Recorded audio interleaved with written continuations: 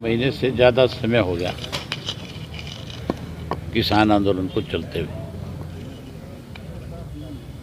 और सरकार बारी बारी से समय दे करके इसको लिंगर ऑन करना चाहती है, इसको लटकाना चाहती है। जहां सरकार की गलत नीतियों की वजह से आज 45 से ज़्यादा किसानों अपनी जान गंवा ली, और अब भी इसको लिंगर ऑन करके कहीं किसान को कमज़ोर करना चाहते हैं। इसके लिए हमारी पार्टी का पहले दिन से फैसला था कि हम राजनीति से ऊपर उठ करके इस आंदोलन में अपने एक एक कार्यकर्ता को जिम्मेवारी लगाएंगे, और जब तक किसान के साथ न्याय नहीं होगा तब तक उनके साथ खड़े होकर के न केवल उसकी मदद करेंगे, वॉलंटियर बन करके उनकी सेवा करेंगे, और उस आंदोलन में जो ड्यूटी लगेगी अगली पंक्ति में खड़े होकर के उस लड़ाई को लड़ेंगे। इसके लिए मैंने पूरे प्रदेश के जिलों के अब कार्यक्रम बनाए, और नए साल में इसकी शुरुआत सरसा से हो, इसके लिए आज की बैठक बुलाई थी। 7 तारीख को यहाँ से मैं स्वयं 500 ट्रैक्टर ट्रालियों के जत्थे के साथ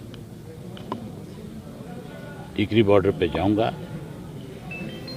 और सरसा जिला के हर गांव से कोई गांव ऐसा नहीं होगा जिस गांव से 10 से लेकर के 50 तक लोग उस आंदोलन के अंदर रोजाना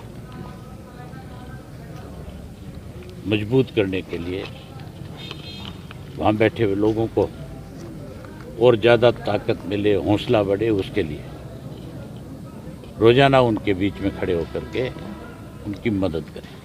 30 तारीख को हमारे जितने भी लोग जाएंगे वो किसी के लिए बर्डन नहीं होंगे, उनके अपने लंगर होगा, सारा कुछ उनका अपना खुद का सारा बंदोबस्त करके जाएंगे। जहाँ सब कुछ अपना साथ लेकर के जाएंगे, वहीं लोगों की सेवा के लिए भी कोई कमी नहीं छोड़े।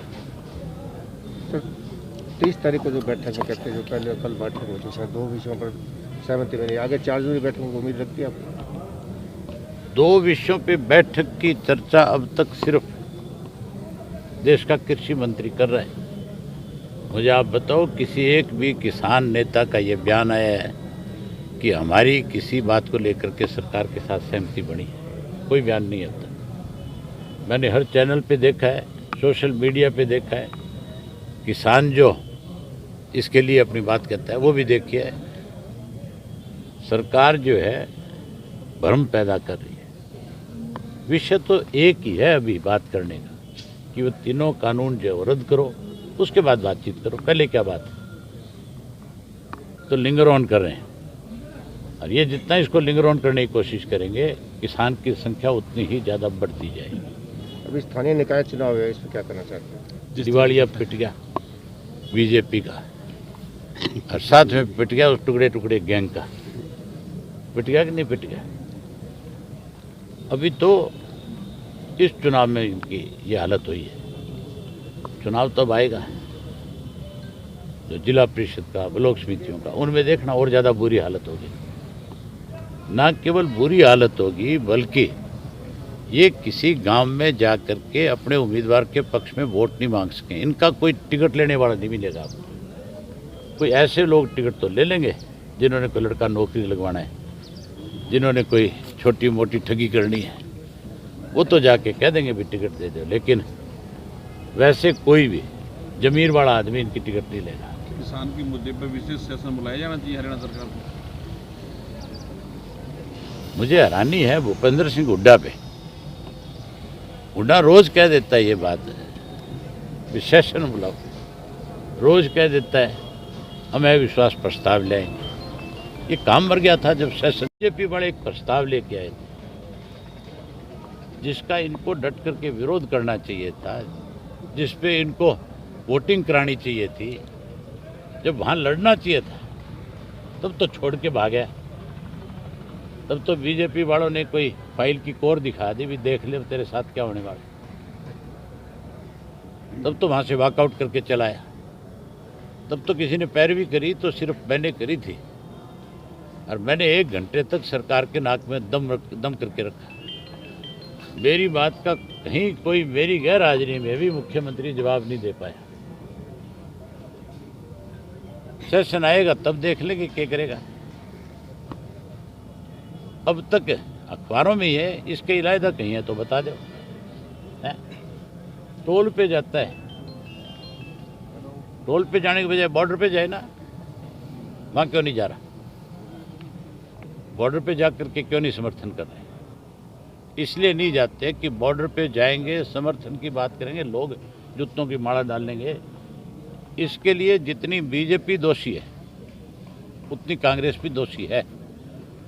सबसे पहले इसका ड्राफ्ट जो तैयार किया था वो कांग्रेस पार्टी ने किया था, और कांग्रेस ही इसको 2012 में लेकर के आई थी। तब बीजेपी विरोध कर रही थी। ये दोनों एक ही थाली के चट्टे बट्टे हैं। अब की बार दोनों किसान के फंस गए, इनका बैम निकाल देंगे। किसान आंदोलन के चलते जो किसान चल बसे हैं उनको लेके क्या करना चाहिए सरकार को? 1-1 करोड़ रुपया उनके परिवार वालों को दे, शहीद का दर्जा दे, और उसके साथ साथ उनके परिवार के एक सदस्य को रोजगार और नौकरी दे। अगर सरकार ने कोई रोजगार और नौकरी नहीं दी तो मैं बड़े खुले रूप से हमारे जो हरियाणा के जो किसान नेता जितने भी शंभू बॉर्डर पे बैठे, मैं उनसे मिल के आया था, और मैं उनको कह के आया था ये बात कि सरकार तो इनको नौकरी नहीं देगी, लेकिन तुम उन परिवारों से जब मिलो तो खुल के एक बात कह के आना कि सरकार तो ना तुम्हें कहीं रोजगार देगी ना कहीं नौकरी देगी, लेकिन मेरे पास चौधरी देवीलाल के नाम का एक इंस्टीट्यूट है, उसमें सैकड़ों लोग काम करते हैं, और मैंने कहा कि जिस किसी भी परिवार को जरूरतमंद को नौकरी की जरूरत हो, आप मेरे पास ले आना, मैं नौकरी दे दूँ। ठीक है। Thank you sir.